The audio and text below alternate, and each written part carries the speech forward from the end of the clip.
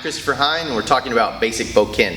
In this, I'm actually going to take a little sidestep from Bokken for just a second because we have to talk about something that's really important to understanding sword work in general. And this understanding is about the timings of the body. So timing is one of the most difficult things to understand in all martial art practices. Different martial arts have different ways of talking about timing, and timing is really essential to everything we're going to do in the martial arts. However, discussing it logically and analytically becomes very, very difficult. I'm going to use a really simple system that I discovered this use of the system from George Silver, who was a swordsman back in the day in England. And George Silver had an interesting method of talking about this, which was the time of the hand, the time of the foot, and the time of the body. And that's to understand that if I'm moving some piece of me, my hand moves the fastest, right? So if I need to just reach out and grab something, my hand can do it really, really fast. My body can do it second fast. So if my hand couldn't move any further and I had to use my body to reach over and grab something, then that moves the second fastest. It doesn't move as fast as my hand, but it moves faster than my foot. And so the time of the foot would be if my hand and center were locked in place and I actually had to take a step to grab something somewhere else. This might not seem like it's very important, but understanding this is pivotal, in my opinion, pivotal to understanding a whole lot of Aikido, but sword work particularly. And this is not just the sword work of Aikido, it's the sword work of pretty much any country you want to look into. Understanding this concept in one way or another is really important, because swords are super sharp. And so because of this super sharpness, if you're in range for me to make a quick action with my hand and I cut you, you're almost certainly going to get cut. Now the reason for this is because you don't have enough reaction time to deal with my hand moving into action. However, if you can keep it a range that I can't just move my hand and attack you, that I have to move my hand with my body to get a little further reach, right? So I'll give you an example here with Josh. Okay, so talking about that distance between the two of us. Right now, we're pretty close to what would be a fingertip distance, right? So this fingertip distance, and this is a classic thing in Aikido. We talk about this all the time, and talk about it so much that people say, oh, that lame fingertip distance thing. It's really, really important. What that fingertip distance shows us is it's impossible for me to make any kind of contact with Josh without moving, without taking a step, right? So that would mean that's our longest timing. So I can't use the time of the hand, you see, way out of range for that. I can't use the time of the body. I can lean forward as far as possible, and I still can't reach Josh. I have to use the time of the foot in order to get to Josh to make some kind of contact. Now, when we're talking about sword, I'll show you how we set that with sword, but it's the same basic idea.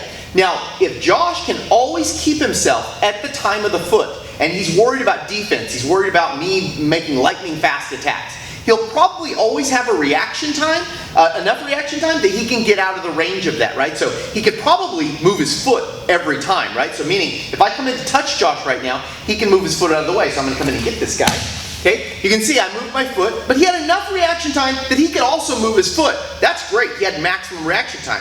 But let's say I'm a little faster than Josh. So if I was a little bit faster than Josh, Josh could still generally move his body out of the way. So as I come in, he can move that body out of the way. And this is what you see in prize fighters, right? When you see someone coming at them and they're moving their waist like this to get out of the way. So they're bobbing and weaving to get out of the way of that. And that's because they can still move their body faster than I can move at that range. Now if I was even faster than that, and we were talking about anything, particularly when we talk about swords, we'll show that in just a second, Josh could still use his hand to defend himself. So he has the time of the hand. So if I move in, he can still use the time of the hand to defend himself. Now that's not ideal, but he can still use that. So meaning that I could be 3 magnitudes faster than Josh, and him still possibly defend what I'm saying. This is a lot to take in, so think about this for a second. My foot moves the slowest, my body the second slowest, and my hand moves the fastest. So if we're in a range that requires me to take a step, always my slowest time, then that means Josh could have a reaction with his foot.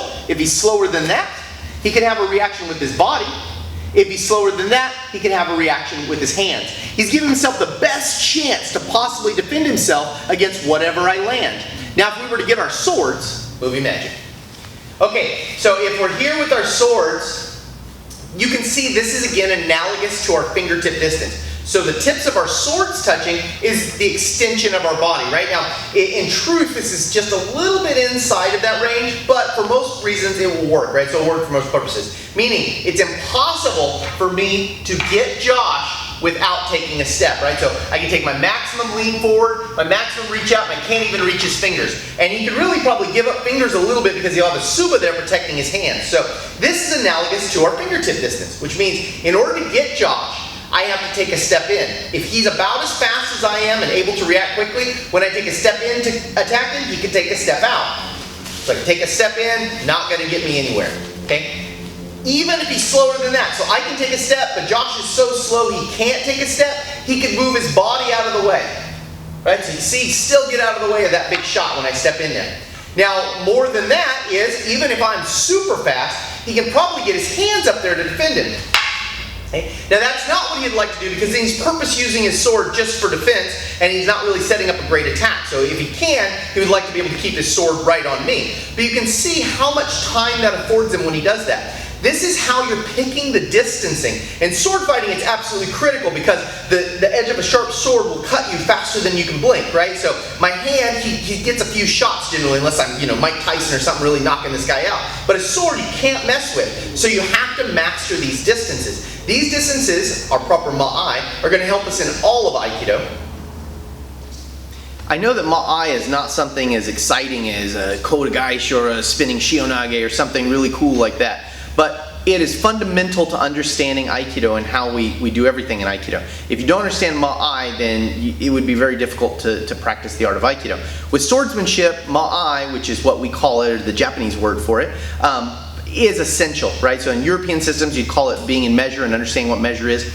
You have to understand those distances. If you don't understand them, then you can't understand when the critical moment is for you to be making a strike or defending against a strike, when you're really in trouble or when you can set someone up, right? So I have to be able to get a good gauge of how fast the other guy is, and then by understanding that, I can appropriately judge my distances. So this is talking about the timings of the body and ma'ai specifically for Bokken practice. I'm Christopher Hine. Stay tuned.